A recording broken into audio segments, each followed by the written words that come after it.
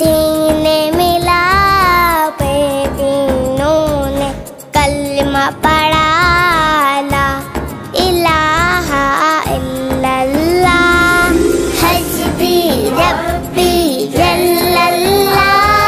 ما فی قلبی غیر اللہ نور محمد صلی اللہ لا الہ الا اللہ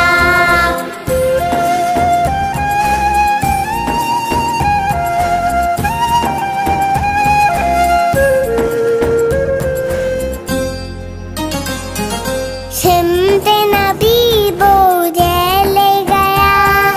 آقا سے اس نے یہ کہا گر ہو نبی بتلاؤ ذرا میری مٹھی میں ہے کیا سمت نبی بوجھے لے گیا آقا سے اس نے یہ کہا گر ہو نبی بتلاؤ ذرا میری مٹھی میں ہے کیا آقا کا فرمان ہوا اور فضل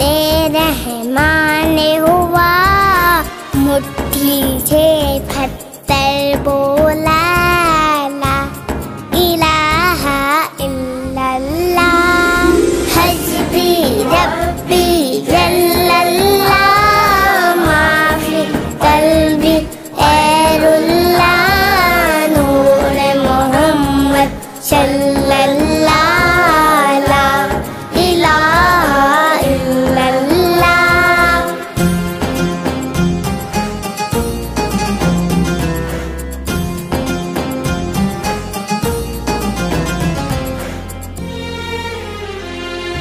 اپنی بہن سے بولے عمر یہ تو بتا کیا کرتی